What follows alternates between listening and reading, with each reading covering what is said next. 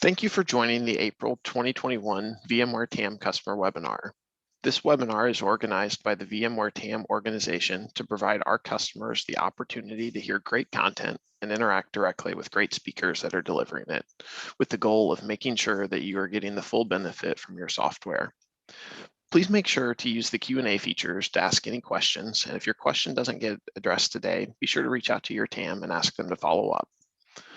Before we get into today's content, there are just a couple of basic announcements. Our next TAM customer webinar will be on May 13th, and we'll have the privilege of being joined by Julie Roman to talk about managing log data with vRealize Log Insight. As I mentioned earlier, we want you to benefit from these sessions by interacting with the speaker. So if you have any questions during today's session, please use the Q&A feature of Zoom, and we'll address them during the webinar. At the end of today's session, you'll be prompted to fill out a simple survey related to the value you received from this session and any topic suggestions for the future. Your completion of this survey is a very valuable gift back to us, and we would greatly appreciate it. And lastly, this webinar is being recorded, and your TAM can make the recording link available to you. After a few months, the recording will be publicly available on the VMware TAM Services YouTube channel. That brings us to today's speaker and topic. Tobias Lilley is a cloud management technologist and will be talking to us about the role of automation in our digital transformations. Tobias, welcome to the webinar. Please take it away. Thank you very much, Brian. I appreciate it. Okay, so as mentioned, welcome to today's session on automation. My name's Tobias and I'm a senior technologist at VMware. I've been at VMware for almost 6 years now, actually, and I've been across various different roles as part of that. So I have a bit of a technical background. Originally, before joining VMware, I was a developer. I've also been in various technical roles, business roles, working with our channel business as well, and really enjoy being at VMware, actually. I currently work inside of the cloud management business unit. So the business unit, the people who make and market the product. And so I'm going to be telling you about what we do from a cloud and automation perspective, what our strategy is, and how our solutions solve some very real business challenges today. Okay, so as you are all TAM customers, as far as I understand, I'm going to probably skip some of the basics, and we'll expect you to know a little bit of the terminology in the product set already. But that said, please nudge me on the chat or the Q&A or whatever it happens to be, and I'm happy to break things down because I want it to be valuable for everybody. Okay, I'm going to be focusing more on how the technology can solve problems rather than just what it does today. And so firstly, we're going to be going into our multi-cloud strategy from VMware. And from there, we're going to dive into really the full end-to-end automation process of what the art of the possible is from an automation perspective with VMware. And so hopefully by the end of this, you'll all be inspired to arrange further deep dives into some of the specific technologies and products that I talk about today. So hopefully that sounds good. If so, I shall kick off and let's get going. So as we see this one build out, this is really what we call the multi-cloud reality slide. And I speak to a lot of different clients, big clients, small clients, different verticals, different industries.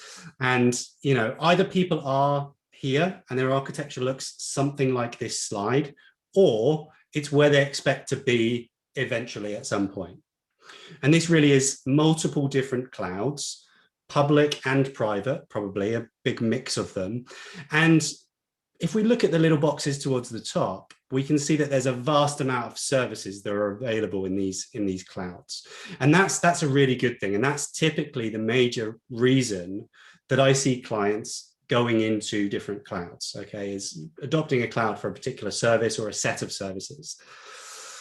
The challenge comes where we have this in a very individual manner. So we have different operations teams tend to come out of this. And so you'll have an AWS team and a VMware team and a GCP team potentially as we go through.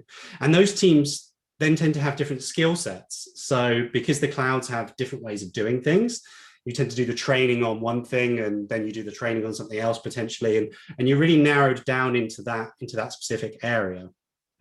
And so that becomes a bit of a challenge from a skill set perspective. The other thing that we see as part of this model as it starts to come out is you'll see there's different pods for management and operations here. So we'll see different tool sets and different technologies and different processes to manage and operate these different clouds. And so again, that brings a level of inconsistency, which makes things difficult to scale, to manage, all sorts of different challenges that come up as part of this multi-cloud platform, multi-cloud reality that we call it. And then really, we have these services at the top, like I said, and what's important is being able to surface those services into end users. That's really what all of this is about. You know, I know we all love infrastructure and virtual infrastructure and flashing lights and data centers and clouds and whatever, but to be very real, the business outcomes and the business value is really in these services that we get from the clouds. So it's really important to be able to surface those up to end users, and that becomes tricky, like I say, if we have different skill sets and different technologies. And the other thing is, it's not just about VMs anymore. You know, it used to be just about VMs or physical. Now we have containers, we have Kubernetes. You know, it's becoming more and more complex throughout the stack and the breadth of the stack as well. So this is where we're really looking to help as VMware and try to pull together a multi-cloud story. So how do we help? Freedom, agility, you know, call it whatever you like. We realize that there's going to be many different ways of building platforms, services, and applications. And just like when VMware first released ESX, it was really about helping our customers to use whichever combination of operating systems and physical hardware they wanted to.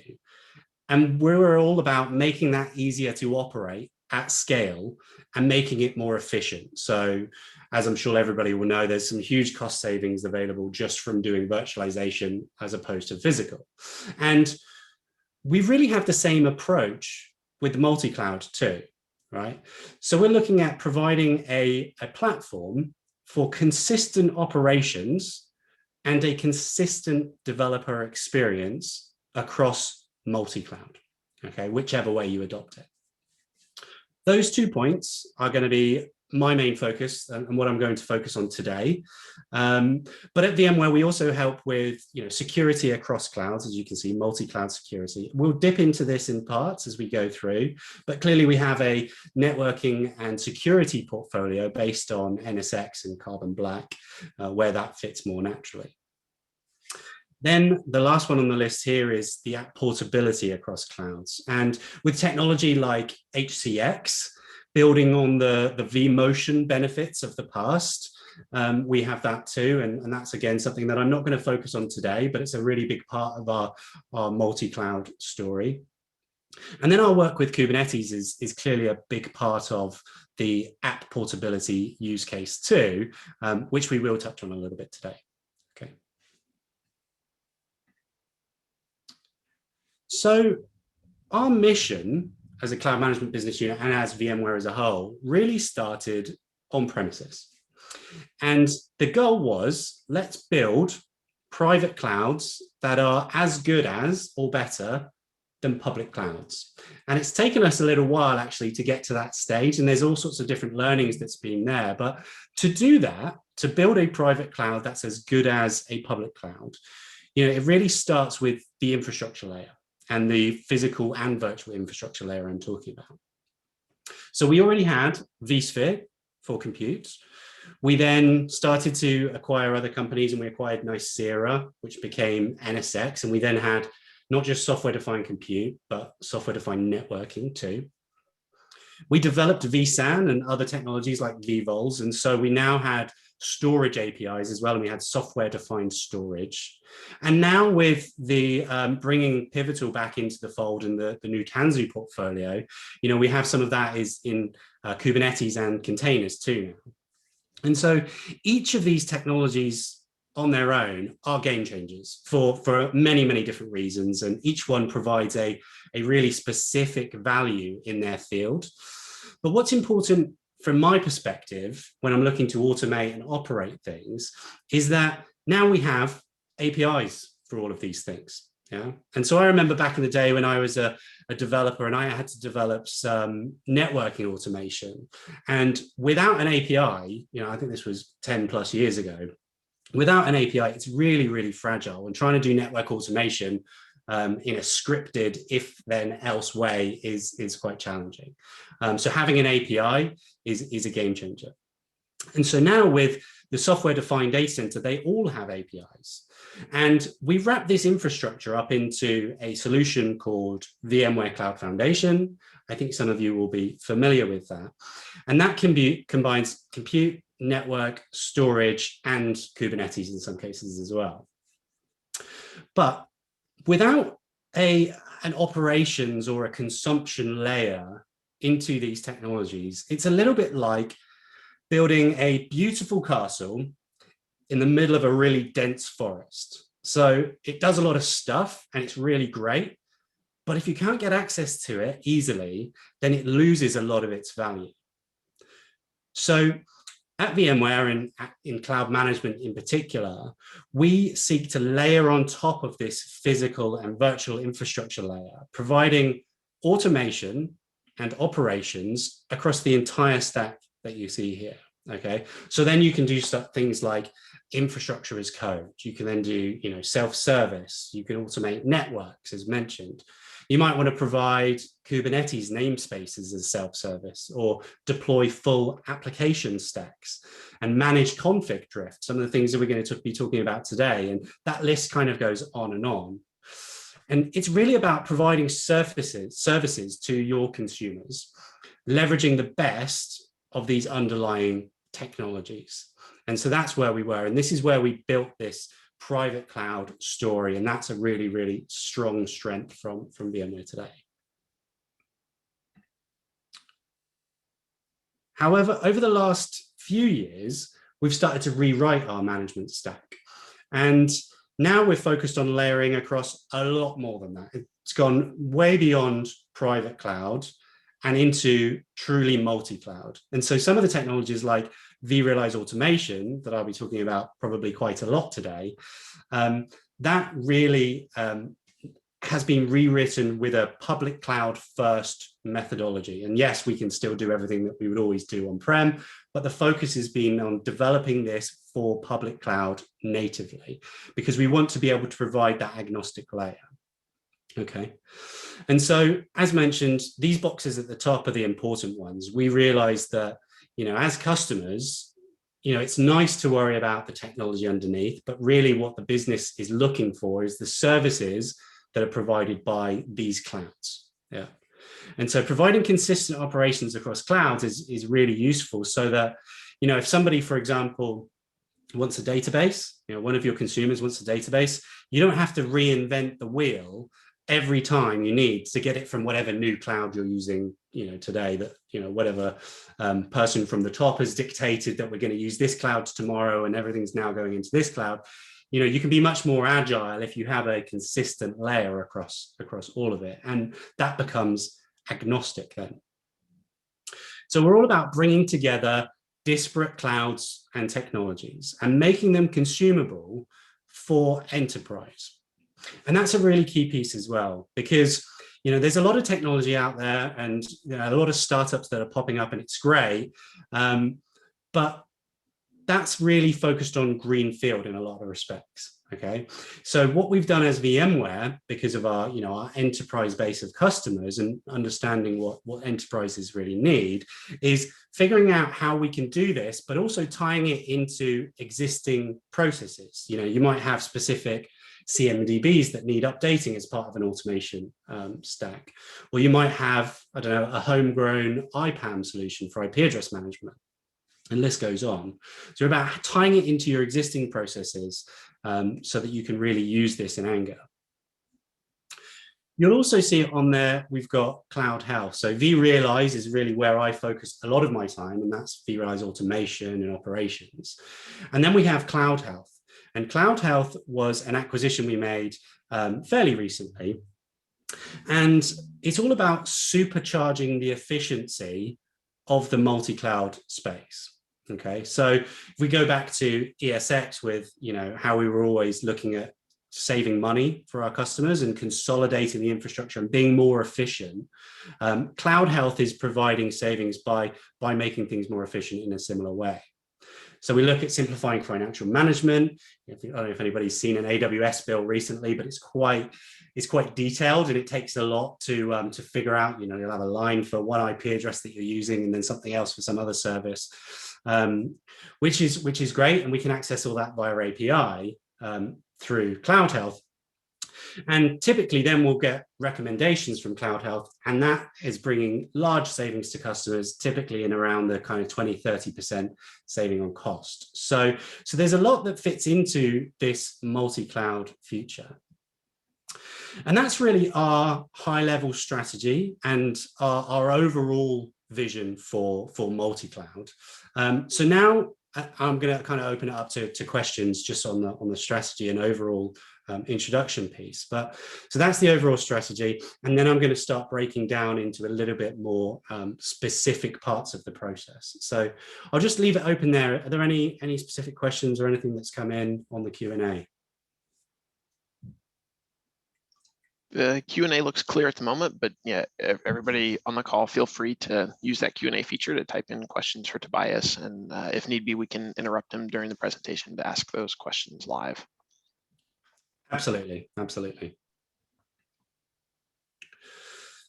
So if we really care about the apps and the services, then that should mean that really we care about both the developers or the line of business and the IT operations teams as VMware.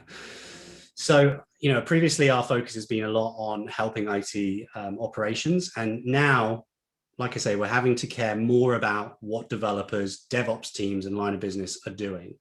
So business agility is typically driven by software agility, if we can see here. So what that's saying is, if we can get apps out there before our competitors, or if we can get a new version of a piece of software out there that's, say I'm a bank and a competitor startup has just released this snazzy new app.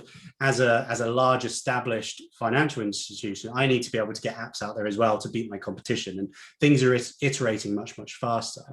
So if business agility is driven by software agility, and software is driven by developers and run by operations, then we need to care about both. And as you'll see here, developers are now wanting the platform, they're wanting more from the platform, really. So they're looking for the platform to be secure, resilient, scalable, self-optimized, rich in services, having access just via self-service. These things are all really important to developers now, whereas they never used to be in the past. And they're going to need more than IaaS as well. So providing a VM is all very well, but what about Kubernetes? What about if they need a Kubernetes namespace, as mentioned before? What about PaaS, services from the cloud?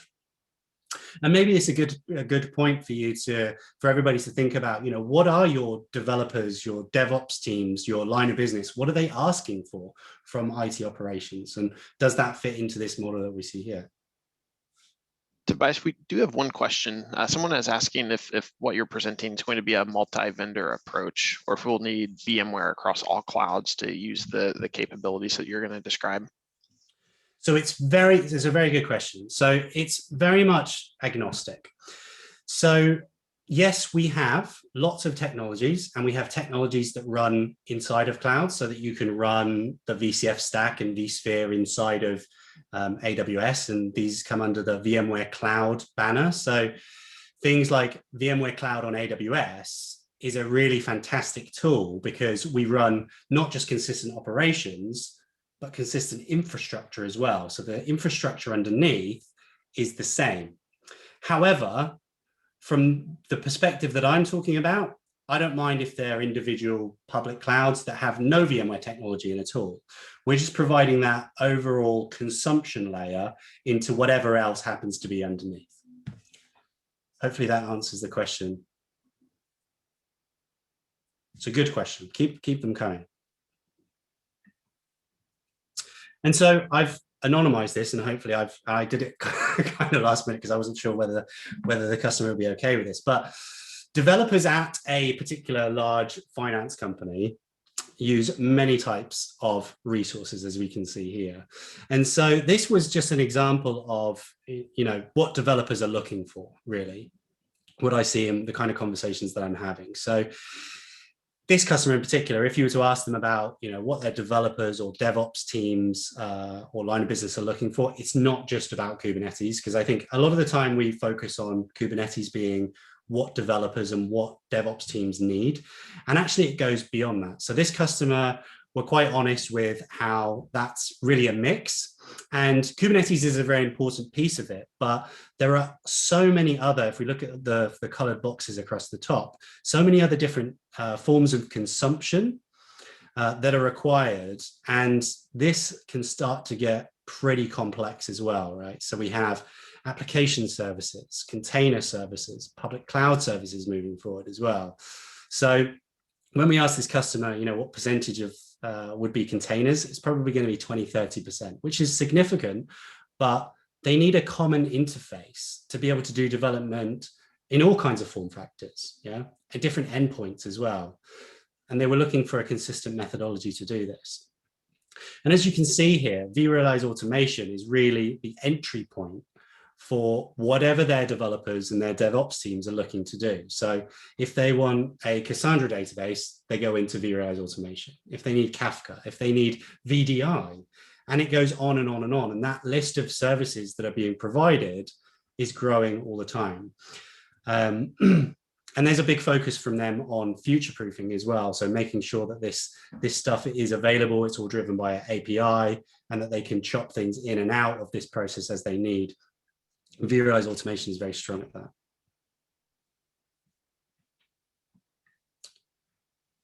So since, as we've been talking about, businesses are starting to put more onto the developer, and we see this all over the place, actually, and it's growing more every day. So since software is one of the most important things for a business today, probably only second to data, I would say, they're going to need developers to move as quickly as possible, but also to be providing the highest quality of code.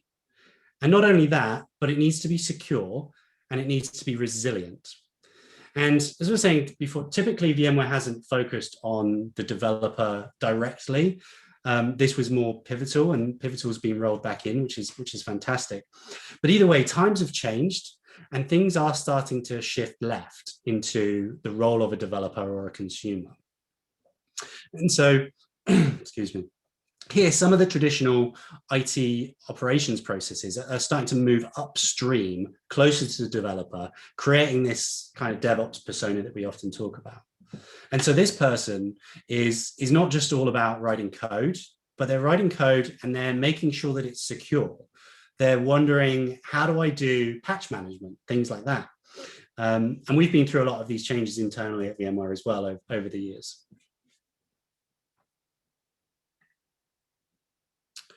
So now what I'm going to start doing is really taking a look at the developer and the app lifecycle and what we do across the whole build, run, manage, connect, and protect lifecycle. And so we're going to help you through that process. And it's going to be across any application. And the question earlier was, does it have to be VMware technology? And no, it can be any cloud. So we're going to help throughout this entire process on any cloud with any application. And you can see some of the clouds that we work with often underneath. I'm going to be focusing on the framework and talking about how we integrate different components into this mix. And a lot of it's going to be vRealize automation. But there are other technologies that fit into that as well that I think are really worth mentioning as part of the overall automation stack. And in particular, it's the rest of vRealize and also the cloud health technologies and how they're able to deliver on this promise. So build, as in build, run, manage, connect, protect. Build is really where we start. Okay, so this is all about building apps and building environments. And what we'll see here is, we've got the consumers or developers, and we've got providers or operations. And we're going to look at at each stage, what the consumers and what the providers are wondering about and what challenges they have and what we're seeking to address. So if we look at developers here, this is really about pipeline in build. So how do we get code from a developer's laptop into production as quickly, as safely as possible? And so we're going to be talking about CodeStream as part of that, which is a component of vRealize automation. And some of the more shift left technologies will go into that. And you can see here, it's how do I build my application and images? And it's not really just about images anymore. You could use Jenkins for that, and that's a really solid tool for doing your image builds. But how do you also make sure that monitoring is embedded into your code? How do you make sure that it's secure as you build these images? How do you ensure that the configuration is correct and stays correct?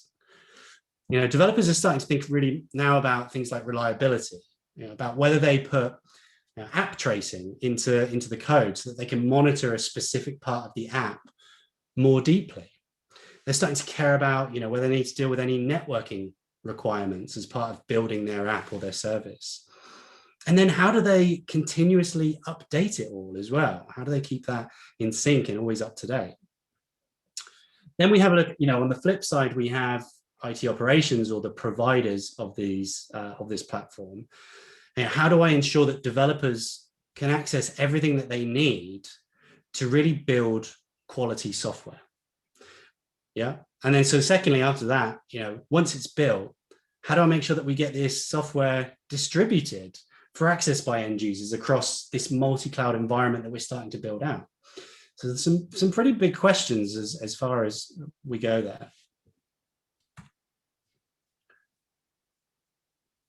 And so this is really the answer to the question. So I'm going to be going through, so for build, we have the questions and we have the answer here.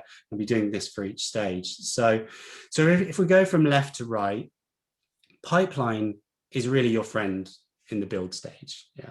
So what you're going to be doing with regards to pipeline, getting code from a developer's laptop into production is going to take a lot of handoffs, typically. If this isn't automated end-to-end, and we're not doing pipelines in an automated fashion, there's going to be a lot of baton handoffs between, the person who's writing the code and then checking in the code to the person who's doing the build, to the person who's doing the testing, et cetera, et cetera.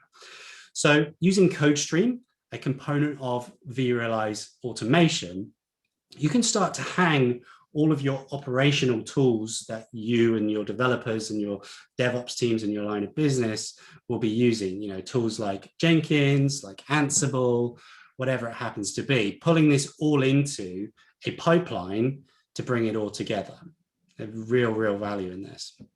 And, in each pipeline stage, you're inevitably going to use different tools. So, for example, in the testing stage, you might want to be able to do more kind of real life scanning for vulnerabilities, as opposed to the testing that you did on your laptop.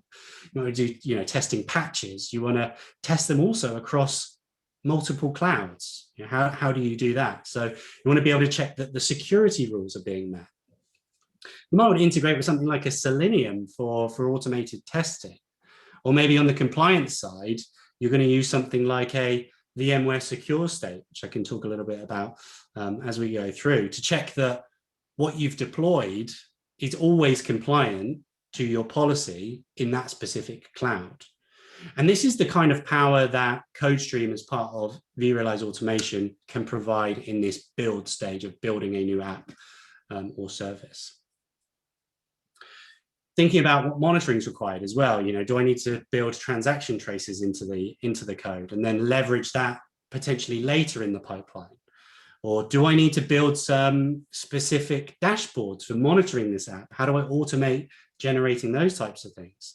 And do I need to up the amount of logging for an app? These are all the types of questions that are important and that we can start to build into this pipeline.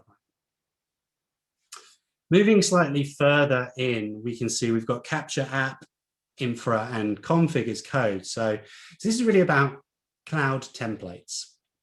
And cloud templates in vRealize automation are a really great way of capturing infrastructure stacks as code, and then being able to deploy those anywhere. So if you think about having, I don't think people do 3-tier apps anymore, it's years ago, but if you think about your 3-tier app, web app DB, being able to capture that as code and then deploy that anywhere in an automated fashion is really what we're looking to do with cloud templates in VRA.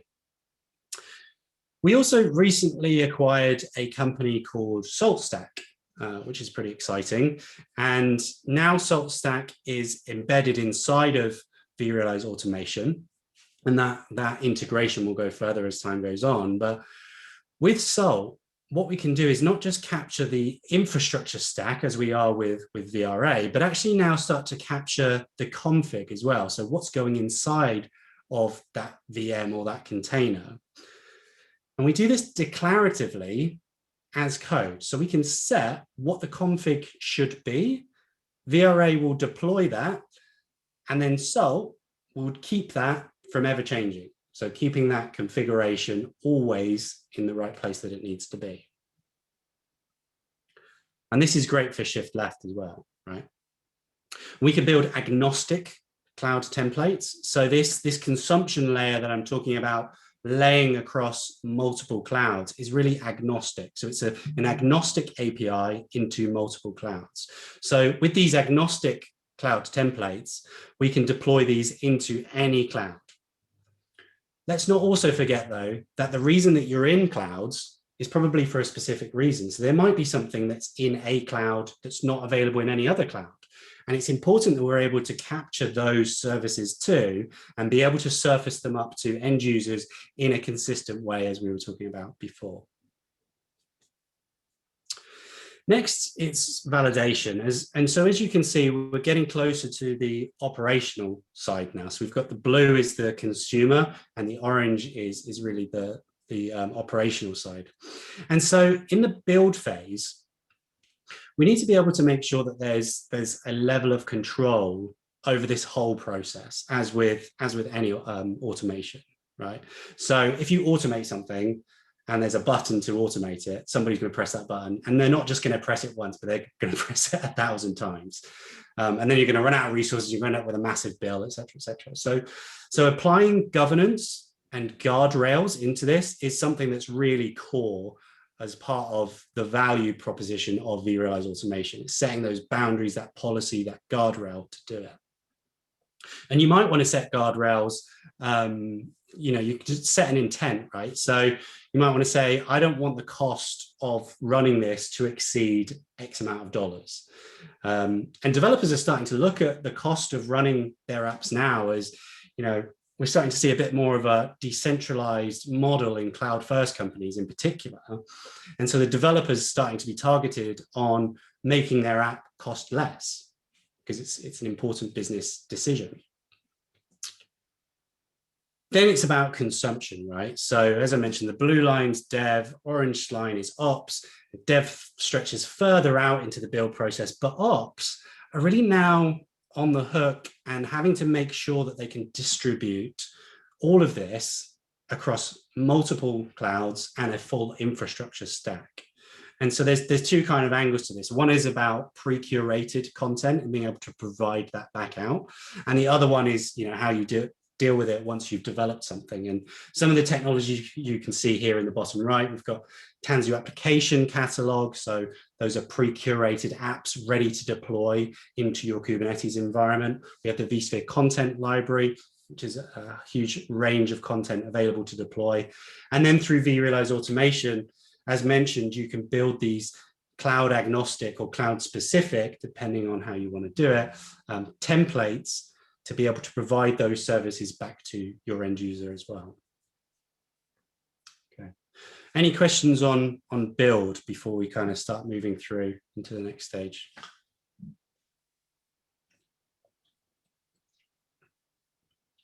Everybody must be engrossed and understanding everything, so that's good. I'm pleased about that. So as we move further, so now we're on run, right? So what is the developer thing? Really, it's about How do I define my code, my security policy, and those types of things? And how do I define it once and then just forget about it, right? So as a developer, I don't want to have to think about a security policy for Azure, one for AWS, another one for the vSphere environment, for this public cloud, that public cloud. I want to do it once and forget it. And so basically the question is, how can I access these pre-curated and consistent services across VMware clouds and other native public clouds as well?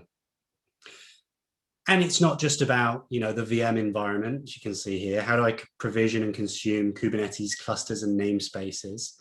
I want to be able to ask as a developer for a namespace in Kubernetes. I want self-service to say, give me one of these. I need one now. I don't want to have to raise a ticket that takes weeks and weeks. If we can automate that, that saves a huge amount of time. And then for ops, how do I do cloud agnostic? Really, give me a database, but it can go on any cloud. But then also give me a cloud specific thing too. Give me some Lambda, give me RDS, for example. And as a provider on the run side, I'm now on the hook to make sure that all of this runs completely seamlessly. So these are the types of questions and things that, as we've interviewed these personas, these are the types of things we see people are thinking about. Hopefully that resonates with the types of questions and things that you're thinking about too. So this, as you can see, tends to be more 50-50 in the run side. So half is really the consumers leveraging and using the APIs that are built. And then the other half is really managing and providing those APIs that are available. So again, if we go left to right, I mentioned this cloud API surface, and that's really what vRealize Automation is very strong at. It provides an agnostic cloud API layer across all of these different multi-clouds. Okay, so VRA can give you that multi-cloud API. Consume services from any cloud, whether that's public, private, hosted cloud, whatever it happens to be.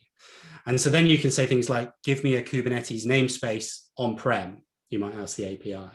Or you might say, give me a database from AWS to test with. And you can do that all through the same single API, all through the catalog, if that's how you prefer to work. Then as we move forward, and I've mentioned this before, but really I call this the Kubernetes dispenser. So a lot of people know us, and vRealize Automation in particular has a heritage of being able to deploy VMs very quickly and provide an IaaS platform. And that's really grown into many, many things. But one of them is being able to dispense namespaces for Kubernetes in a similar way that we would deploy VMs previously. And then the developer can use that then however they like. And the reason this is valuable is, not only because it's quick and easy to get access to because it's automated, but because then you can apply the VRA, the vRealize Automation guardrails to it. For example, is the person who's requesting this actually a developer? Or, does a developer in this business group, usually get access to AWS, or do they usually use Azure? Do they have budget in their business group? Things like that. So we can provide the guardrails and the governance on top of these things to not only make it quick, but also make sure that everything is compliant and everything is based on your own company policy of how you like to do things. Then we have the carve up, or defining the cloud surface, and we see vRealize Automation and vRealize Operations are both important here. I was hearing a great example of this recently, actually. So one of our customers in the US, I don't know if you can tell, but I'm not based in the US. I'm just outside of London. One of our customers in the US, a healthcare company, was able to really get set up with a multi-cloud surface in just a few weeks, actually, which would have normally taken a really, really long time. So they're able to look at their entire cloud service of the different clouds and data centers that they had, and then carve it up into cloud zones, into their own cloud zones that mean something to them, and then figure out how to apply their own policy into those zones as well, and what you should allow in the different zones. Okay. And the reason that this is important is it'd be very easy to just leave everything a mess underneath and then just provide automation on the top. But if you were trying to do a full CI/CD pipeline from developer's laptop into production, going through testing, staging, everything else, if you want to automate as much as possible of that, if underneath things are fragile and they break and you don't have the right resource groups and the right cloud zones and things like that, then it's probably going to fall over and you're going to end up not having automation, but having a lot of manual intervention. Then as we go further right, we'll see auto-config. So with VROPS and VRA, this has been around for a while, but you can get this closed loop optimization, really is what we call it. So VROPS, being plugged into the virtual infrastructure estate, is really good at knowing the best place to put a workload. So VROPS can then decide the best place for a workload, and then VRA will know the best place to provision your workload. So those types of closed loop optimization are really important, and also being able to auto scale. So if I've deployed an application and it's extra hungry on RAM, I want to be able to auto scale that RAM. Those are types of things that we can do with the automation portfolio. Then we have something very exciting, which is vRealize AI Cloud. And so this builds on top of the vRealize operations portfolio, which is really a metrics platform. And vRealize AI is the first AI machine learning solution to optimize infrastructure operations. And it's currently in beta at the moment, or tech preview. But through data collections and through reinforcement learning techniques, vRealize AI Cloud is going to be continuously optimizing your infrastructure to the KPIs that you've set. So for example, you might set a KPI of performance, yeah? And so it does this whilst factoring in the completely, dynamic nature of both traditional and modern applications and the things that they need. So vRealize AI starts to give you a truly self-tuning data center. And so combining the power of things like Log Insight, so you had a session coming up in a few weeks on Log Insight, VROPS and AI Cloud combined together, you can then really have a self-tuning, self-healing, self-driving data center or cloud. And that's really, really the exciting technology that's starting to come out of VMware at the moment. And so we're starting to look at other possibilities for the AI platform too, as well, because there's a lot of things that you can do with this. So, for example, placement across clouds, reducing the time it takes to provision an image, for example. So in the future, if you think about, I need to find the closest provisioning image. Let's say I'm in Spain and the cloud is somewhere in the US or whatever. The AI can then quickly, and this is some things that we're working on, we might be able to quickly choose the closest image to where it's going, for example. So there's lots of things in the performance and auto configuration of environments that's yet to come as well. Any questions on the run side before we move forward? I'm mostly just using that gap as a break to rest my voice for a second. Right, so manage. So build, run, manage, connect, protect. Manage, we're getting through it. So this is a domain really that I've worked in for the last decade plus. So, we used to call it data center management, and now it's cloud management. And it's really all about managing environments. What's changed is that the operations teams that I tend to speak to and that we speak to as a company are now not just saying, how do I manage the environment? How do I troubleshoot? How do I enforce policy? How do I add guardrails, etc.? All of those things, ensuring performance, those things are still there. But what's changed is in this decentralized model, the consumers and the developers are starting to say, I need to know the cost. I need to know when my security policies are being met, especially if you go into something like a microservices methodology, in a shift left, the problems start to go to the developers now. They're really on the hook for this stuff. That's what's changed. So, they're looking for, how do I get some of this monitoring, some of this troubleshooting, the costing information, like operations teams do, but in the context of my specific applications.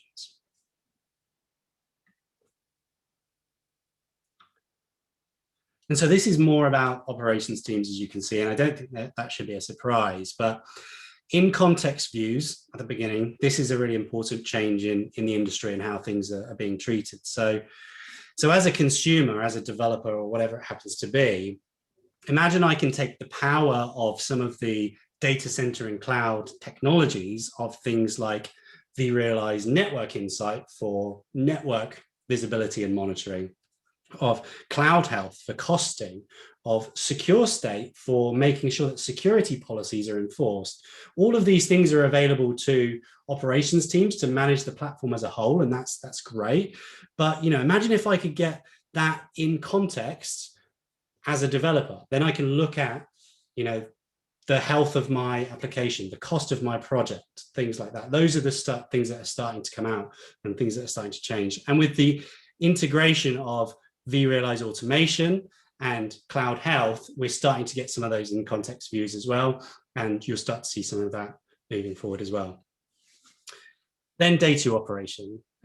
So I hear this all the time, or I'm saying this all the time, it feels like, but automation is not just about provisioning stuff.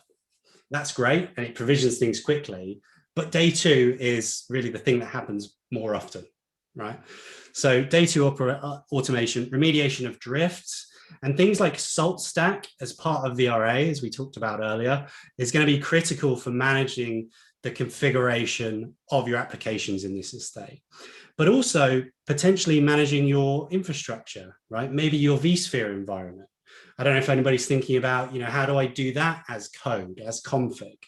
And that's where the provider side starts to come in. So with things like Salt, we're able to provide automation at a real massive scale. Then we have, costs. So keeping your cost in check across clouds. And it's really vRealize operations for on-prem costing for the most part. And then cloud health is very, very strong in the public cloud. So it's really about simplifying financial management.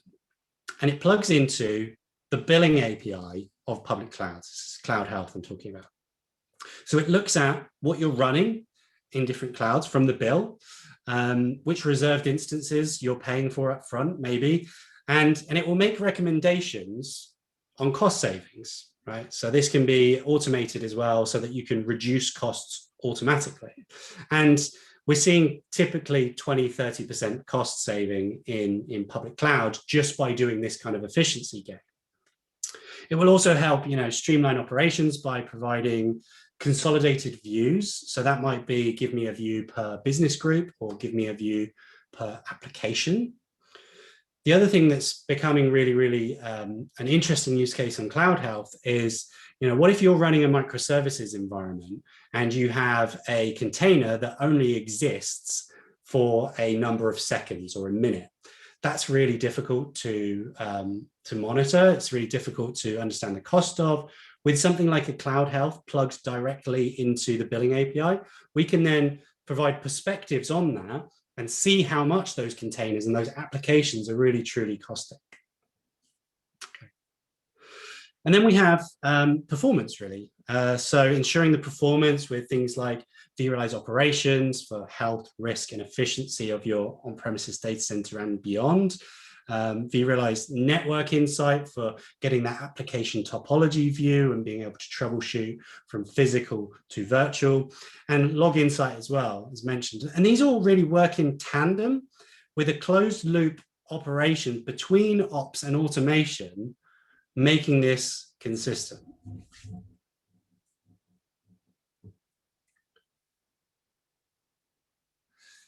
So connect.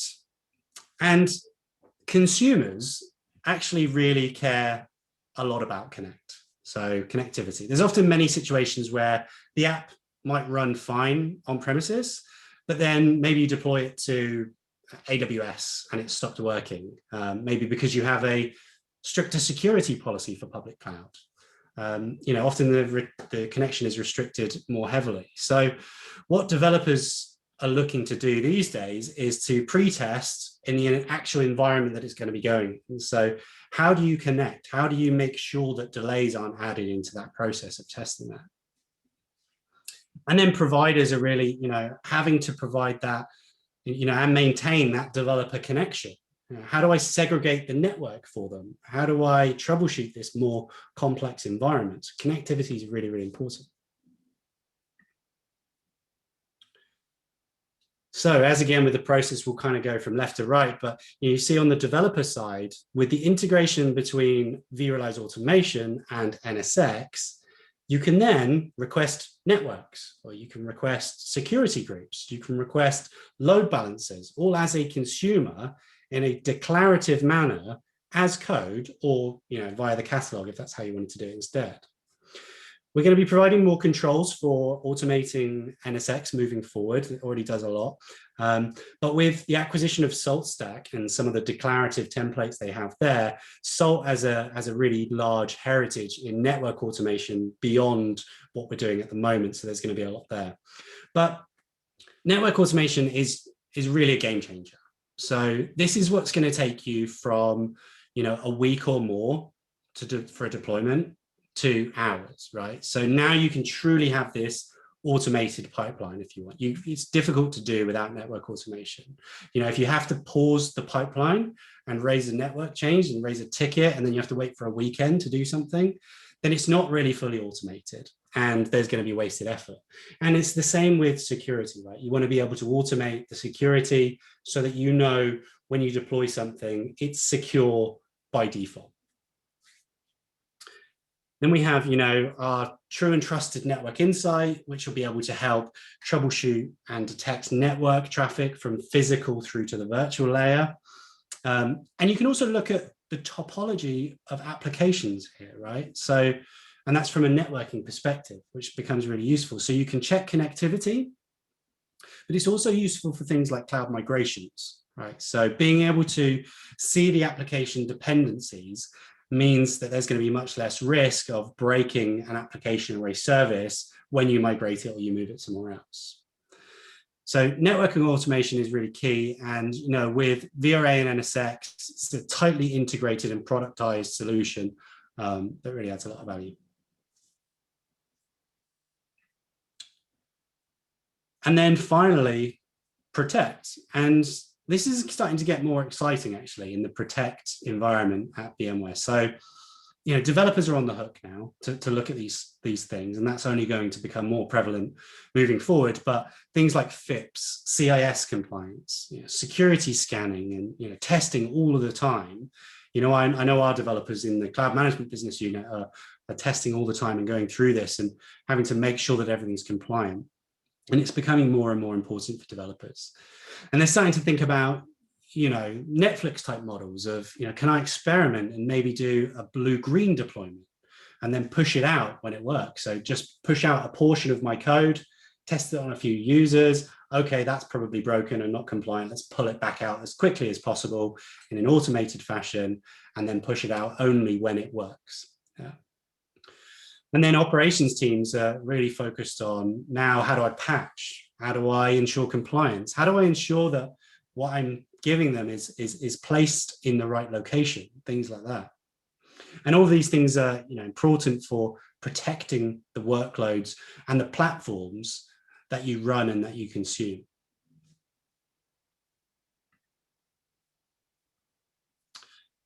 So as we go through this one, so on the build pipeline from before, I mentioned that you can hang on some of your security products for checking security as you go. But in Protect, with something like Secure State, and Secure State is part of the Cloud Health portfolio. And what it does is it allows you to set policy, your own personal policy, or the best practice of a cloud, potentially. So AWS will have a specific set of best practices that they think you should run, and you'll have your own, and we can combine those with Secure State, and we can then continually check that what you're doing in the public clouds is compliant. Really, really valuable solution. So with something like a Secure State inside of a CodeStream pipeline, you can then give your compliance or your best practice for that cloud, and Secure State will continually remediate anything that goes beyond that, and you can ensure that throughout the entire process of this build, run, manage, connect, protect, that you stay compliant in that as well. We mentioned blue-green and kind of canary. And so with vRealize automation and CodeStream in particular as part of that, you can start to roll out just a small segment of your code. And then if it's not fine, you can roll it back.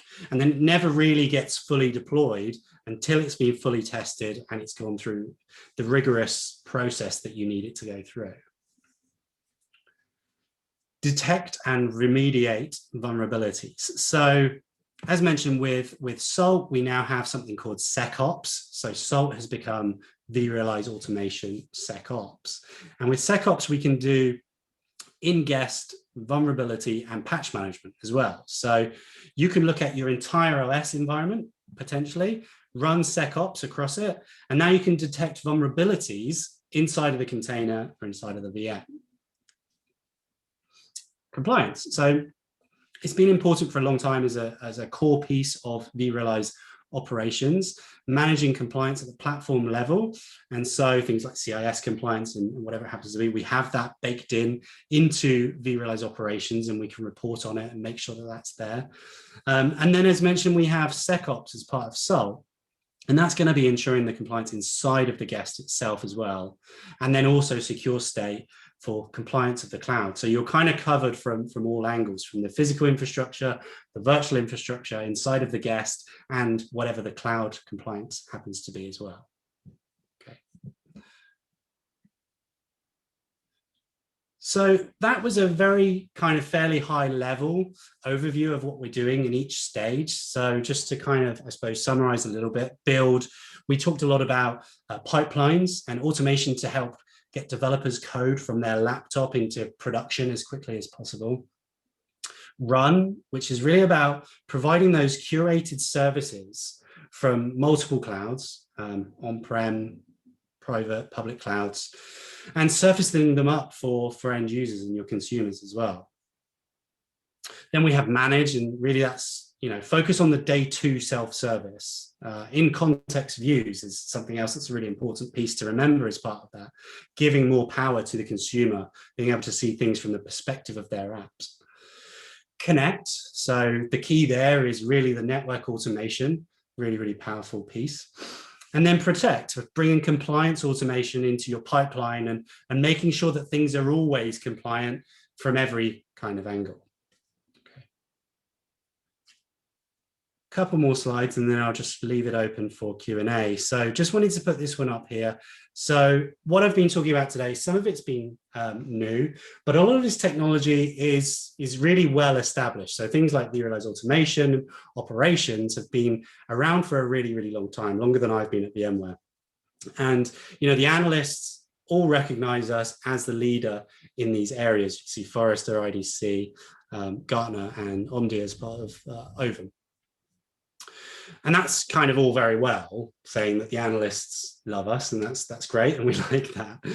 But having the nice words is great, but why this slide here matters that I've just put up is organizations are actually achieving real business outcomes by using some of this technology. So automation, we talked about, operations, and also network operations. These measurable outcomes have been proven in this total economic impact studies for operations automation and also network operations as well. So they're very real and available today to get some of this value.